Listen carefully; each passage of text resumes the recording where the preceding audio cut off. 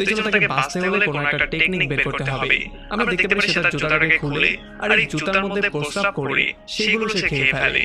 যদি এটা খুবই জঘন্য একটা ব্যাপার ছিল, তবে তবুও বাঁচার জন্য তাকে এগুলো করতে হয়। সে এখানে সার্ভাইভ কি করে করবে সেই চিন্তা করে সে কুল পাচ্ছিল না, কারণ এখানে খাবার নেই, পানি নেই, তাছাড়া এখানে জীবন ধারণের মতো কোনো ব্যবস্থাই নেই। তবে তখনই তার নজর পড়ে উপরে লাগানো লাইটটার উপরে, আর সে লাইটের মধ্যে একটা চাবি দেখতে পারে। এইটা দেখার পর তার মাথায় একটা ক্লিক করে যে যে কোনো মূল্যে চাবিটাকে নেওয়া উচিত। তো এই জন্য সে দ্রুত লাইটটাকে ভেঙে চাবিটাকে বের করে, আর এই চাবিটা দিয়ে সে যখন আলমারিটা খোলার ট্রাই করে তখন এই আলমারিটা খুলে যায়। এটার মধ্যে সে পিওর অক্সিজেনের দুইটা সিলিন্ডার পায়, আর তাছাড়া এখানে সেনি, হাতুড়ি এমন কিছু যন্ত্রপাতি পায়। আমরা দেখতে পারি সে সেনি, হাতুড়ি দিয়ে দরজাটাকে ভাঙার ট্রাই করে, তবে কোনোভাবেই লাভ হয় না।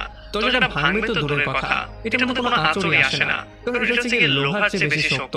আর এরপরে সেটার মধ্যে থাকা ওয়েল্ডিং মেশিন দিয়ে যখন সে দরজাটাকে পুড়িয়ে ফেলার ট্রাই করে, তখন সেখানেও কোনো